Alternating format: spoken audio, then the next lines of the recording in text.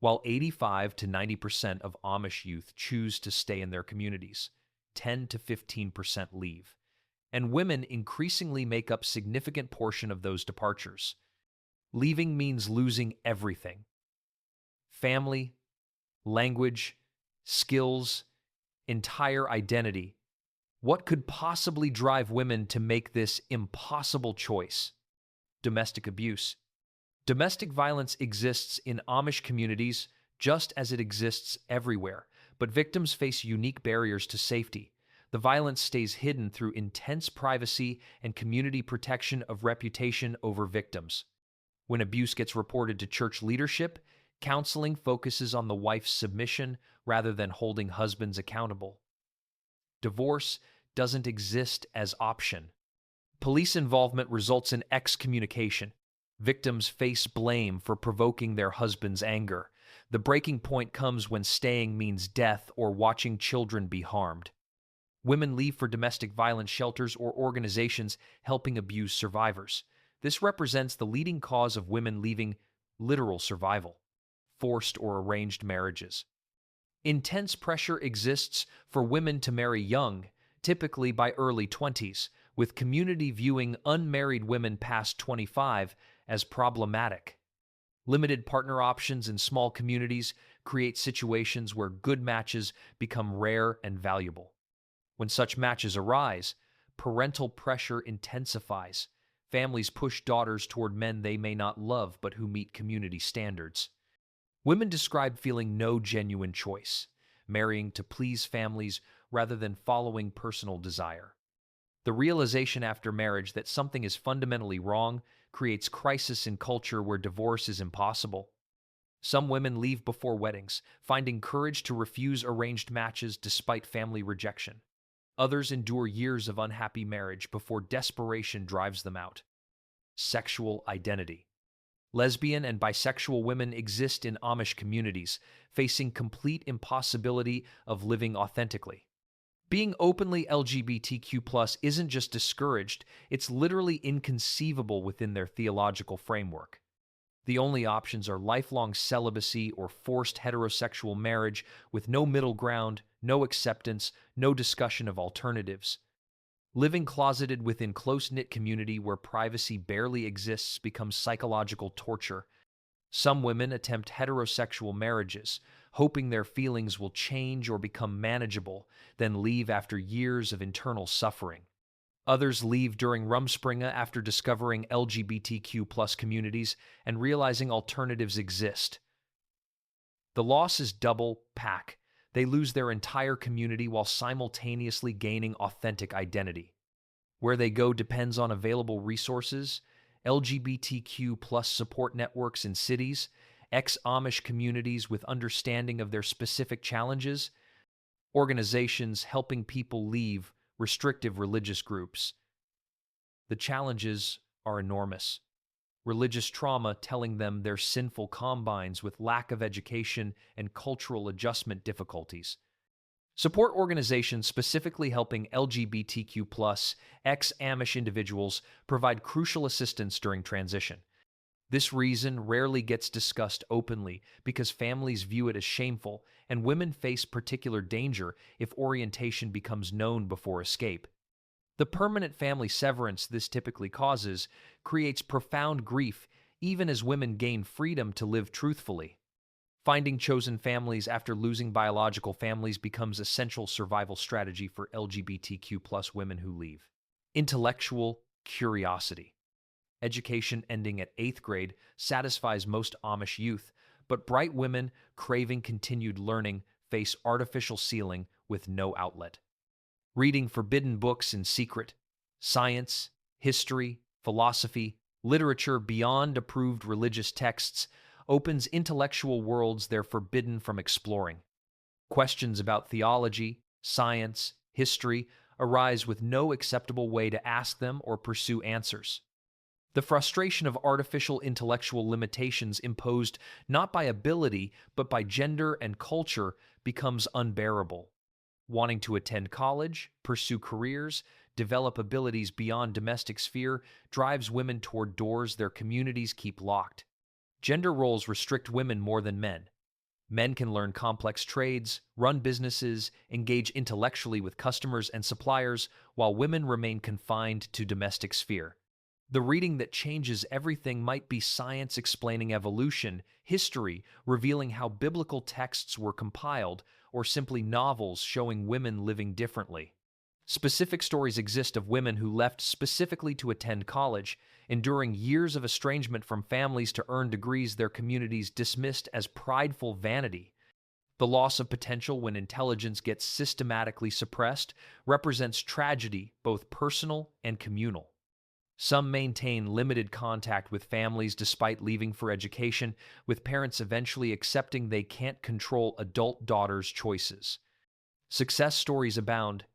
Ex-Amish women earning college degrees, graduate degrees, becoming teachers, nurses. The grief over lost years and missed opportunities never fully disappears, but gets tempered by gratitude for education finally accessed. Modern world values abilities their communities dismissed or actively suppressed, creating validation they never experienced in childhood. Support programs exist specifically for ex-Amish, pursuing education, GED programs, scholarship opportunities, mentorship, connecting them with professionals who guide their transitions. Medical neglect. Limited access to modern medical care in many Amish communities creates suffering and preventable deaths. Reliance on folk remedies and faith healing means serious conditions go untreated until they become critical or fatal. Women's health issues receive particular neglect, with reproductive problems, pregnancy complications, and gynecological conditions dismissed as normal suffering. Women should endure quietly. Pregnancy and childbirth complications happen without proper medical monitoring, resulting in maternal deaths and infant deaths at rates far exceeding modern standards. Children with medical needs, treatable conditions like diabetes, epilepsy, heart defects, go untreated because families view medical intervention as lack of faith in God's will. Mental health receives no recognition as legitimate health concern, with depression, anxiety, and PTSD spiritualized as spiritual weakness, requiring more prayer and submission. Women watch children suffer without medical intervention, facing impossible choice between community membership and children's health.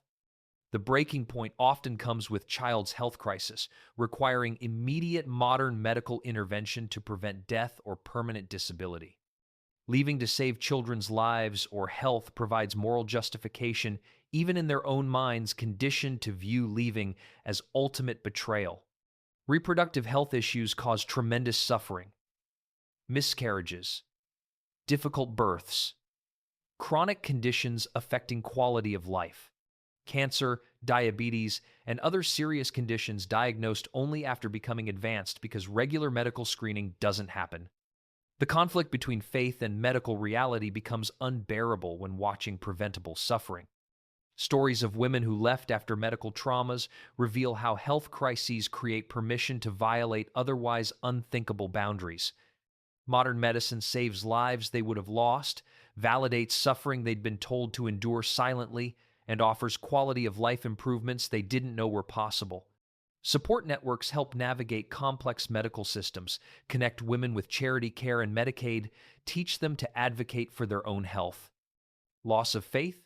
Growing up completely immersed in specific theological worldview creates certainty that can later crumble. Doubts emerge through reading, personal experience, observation of contradictions between teachings and reality. Questions arise that can't be asked without punishment, about biblical interpretation, theological inconsistencies, historical accuracy of religious claims. Realizing you don't believe what you're supposed to believe creates existential crisis in community where shared faith is everything. No option exists to stay without belief. Hypocrisy becomes required, pretending faith you don't possess. Women questioning patriarchal theology particularly face crisis. If you don't believe biblical texts mandate male authority, the entire social structure loses legitimacy. Exposure to other Christian traditions shows alternatives, revealing that Amish interpretation isn't universal Christian truth, but specific theological choice. Reading theology, history, philosophy, and science in secret begins intellectual journey that can't be reversed once started. The path from certainty to questions to doubt to unbelief happens gradually over years, with each stage bringing isolation as views diverge from communities. Losing faith silently while surrounded by believers creates profound loneliness. When pretending becomes psychologically unbearable, leaving becomes necessary for integrity. Some frame departure as theological integrity versus staying as comfortable lie. They can't pretend to believe just to maintain community membership. The grief extends beyond losing community to losing entire spiritual framework that provided meaning and purpose. Rebuilding identity without religious foundation requires years of work. Some find new faith traditions offering different theology, others embrace secularism and atheism. Ex-Amish atheist and agnostic communities provide support for those navigating loss of faith. The anger phase many experience toward childhood indoctrination requires processing, often through therapy specialized in religious trauma. This reason rarely gets admitted to family because disbelief is incomprehensible and threatening to those whose entire lives rest on shared faith. Witnessing injustice. Seeing church leaders' corruption or abuse of power shatters idealized views of community justice and righteousness. Sexual abuse gets covered up by leadership protecting predators while silencing victims through pressure, threats, and shunning. Financial exploitation by bishops who demand payments while living more comfortably than congregation members creates resentment. Rules get enforced selectively based on family status. Wealthy, connected families receive leniency, while poor families face harsh punishment for identical infractions. The disillusionment when ideals don't match reality becomes too great to ignore. Watching innocent people shunned for minor infractions while serious offenders remain in good standing reveals system's fundamental injustice. Harsh treatment of vulnerable community members, widows, orphans, disabled individuals, contradicts teachings about Christian charity. The hypocrisy of preaching humility while church leaders practice pride and demand submission becomes intolerable. Gender double standards women specifically notice create anger. Men's sins get minimized or forgiven, while women's sins receive magnification and harsh punishment. How women see the system's unfairness clearly because they're on receiving end of discriminatory treatment. The breaking point comes witnessing injustice you can't ignore or rationalize away. A child being abused with leadership's knowledge, corruption too blatant to deny, punishment too disproportionate to accept. Speaking up and being punished for questioning authority confirms that the system protects itself rather than pursuing justice. The choice between complicity and conscience becomes clear when staying means endorsing evil through silence. Women who leave after reporting abuse to secular authorities face retaliation and shunning but maintain moral clarity. Desire for personal autonomy. Every significant life decision gets controlled by others in Amish women's lives. Parents choose acceptable spouse options. Church dictates behavior in minute detail. Community enforces conformity in appearance, activities, and even thoughts expressed. No personal freedom exists in most areas of life. The suffocation of complete control becomes unbearable for women who develop sense of personal agency. Wanting to make own choices about life, direction, career, education, relationships, where to live, how to spend time, represents forbidden desire for self-determination. Simple freedoms taken for granted in modern world become precious. Denied luxuries, choosing own clothing, hairstyle, friends, deciding own schedule, pursuing own interests. The desire to discover who you are without community defining every aspect of identity drives some women toward departure. Women face particularly severe restrictions compared to men, whose gender roles allow more autonomy and decision-making authority. The awakening to personal agency as concept often happens through exposure to women living with freedom and choices. Rumspringa shows glimpses of autonomy that make returning to total control psychologically impossible for some. Not running from abuse, but towards self-determination, leaving to live their own lives according to their own values. The price of autonomy is everything familiar, everyone known, entire support system, and identity. Building identity from scratch in freedom proves both terrifying and exhilarating. The empowerment of making own decisions, even small ones like what to wear or eat, creates profound appreciation for liberty. Why this reason seems selfish to those who stay, who view individual liberty as dangerous pride versus community security as ultimate value. Economic desperation. Poverty exists in Amish communities despite idyllic images.